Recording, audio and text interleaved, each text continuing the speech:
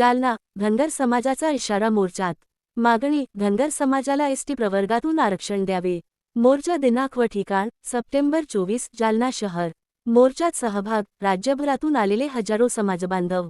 नेतृत्व: भूषणसिंहराजे होळकर, आमदार गोपीचंद पडळकर, ओबीसी नेते प्रकाश शेंडगे, घनश्याम हाके आदी नेत्यांसह अनेक पदाधिकारी. मार्ग: गांधी चमन चौक. विविध मार्ग: अंबड चौफुली. उपोषणकर्ते दीपक बोऱ्हाडे यांचे मार्गदर्शन. पुढील आंदोलनाचा कार्यक्रम: सप्टेंबर 26, तहसील कार्यालयासमोर एकदिवसीय धरणे. सप्टेंबर 29, आमदार खासदारांच्या घरासमोर शेळ्या मेंढ्यांसह आंदोलन. 1 ऑक्टोबर, राज्यभर रास्ता रोको आंदोलन. ठळक बाबी: आंदोलनात पुण्यश्लोक अहिल्यादेवी होळकर यांच्या प्रतिमा, झेंडे, येळकोट येळकोट जय मल्हारचा जयघोष.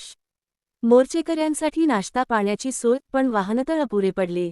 दीपक बोऱ्हाडे यांनी मराठा आरक्षणासाठी मनोज जरांगे यांच्या लढ्याचे कौतुक केले.